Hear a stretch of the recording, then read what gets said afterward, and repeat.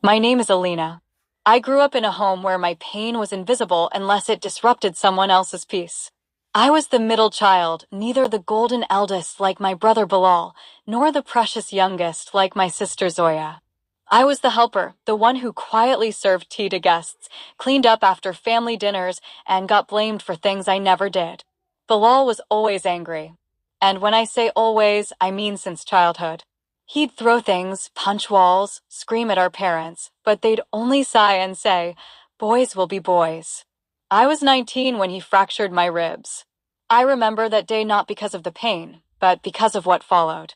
The slap that grew into a storm. It was a Sunday afternoon. I was home from university for the weekend and Mom asked me to iron Bilal's shirt. I was working on my assignment, so I politely said, "I will in 10 minutes. Just let me finish this paragraph." Bilal heard that and stormed into the room. "What did you say to Mom?" he growled. "I just said I'll do it in 10 minutes. Before I could finish, his hand came crashing across my face. My head hit the wooden bedpost. I gasped. He didn't stop. His fist slammed into my ribs. I screamed. The pain tore through me like lightning. I curled into myself, coughing. My mother ran in, shouting, "Bilal, what are you doing?" But when she saw me on the floor, she didn't come to me. She went to him. "Vas Caro Beta. Don't hurt her more. She has to go back to university." The silence was louder than his punch. I lay in bed that night, crying silently. Every breath was agony. The next morning, I begged my parents to take me to the hospital. Mom glared at me. "Are you mad? What will people say? That your own brother beat you?" "No, just rest. It will heal." I looked at my dad, but he only shook his head. "Beta, don't ruin your brother's future. You know how difficult things are for boys these days." My brother didn't say a word. He didn't apologize. He didn't even make eye contact with me. I had to return to university the next day, still in unbearable pain. I wrapped my ribs tightly with cloth, took painkillers, and pretended nothing happened. But I wasn't fooling everyone. The doctor who saw too much. 2 days later, I passed out in class. My professor rushed me to the university clinic. There, Dr. Samira, a no-nonsense woman in her 40s, touched my side, and I screamed involuntarily. She ordered an X-ray immediately. When she returned with the results, her face had changed. "Alina," she said gently, "you have 2 fractured ribs. One of them is dangerously close to puncturing your lung." How did this happen? I opened my mouth, but nothing came out. She waited. And then she said something I'll never forget. "Did someone hurt you? You don't have to protect them." "I'm here now." I broke down sobbing. Everything came out, Bilal. The slap, the punch, the pain, and the silence of my parents. The refusal to stay silent. Dr. Samira stood up. "You are going to the hospital right now. And I'm calling the police." "No, please." I begged.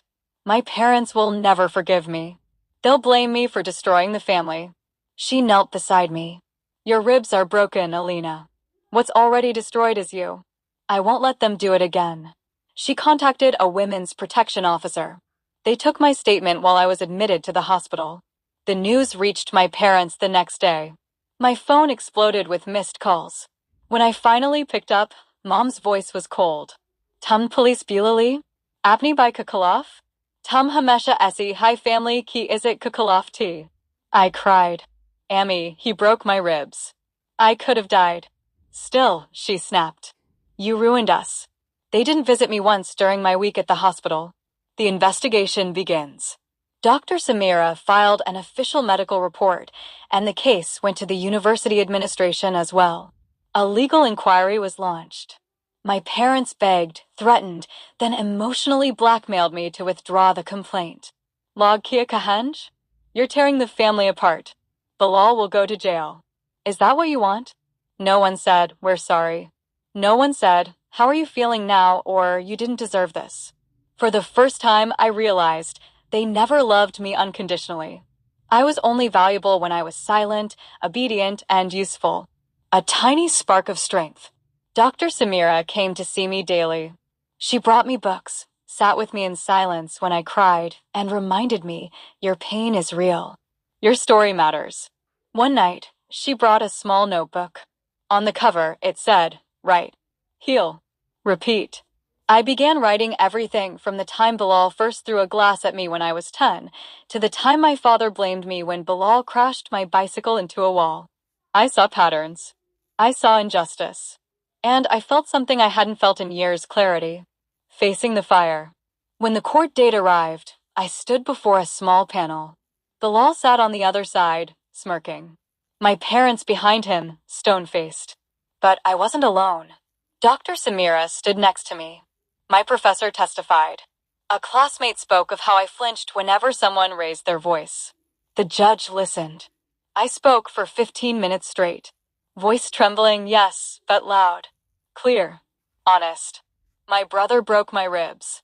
My parents told me to stay quiet. But my doctor refused.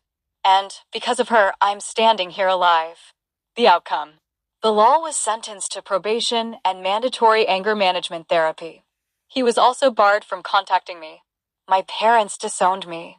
It hurt, but not as much as their betrayal already had. The university granted me extended leave to recover and a small scholarship from a trauma support fund. I moved into a women's hostel and started therapy. I also began sharing my story online anonymously at first. The responses shocked me. So many girls like me. So many stories that sounded like mine.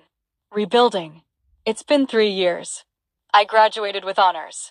I now work at a women's advocacy group, helping young women in abusive homes find resources, therapy, and the courage to speak. Bilal tried contacting me once, through a mutual cousin. I blocked him. My parents haven't spoken to me. I grieve that sometimes, but I no longer beg for love from people who watched me break and asked me to hide the pieces. Dr. Samira and I still meet for chai every few months. She always says the same thing when we hug goodbye. I'm so proud you chose you. And I did. I chose me.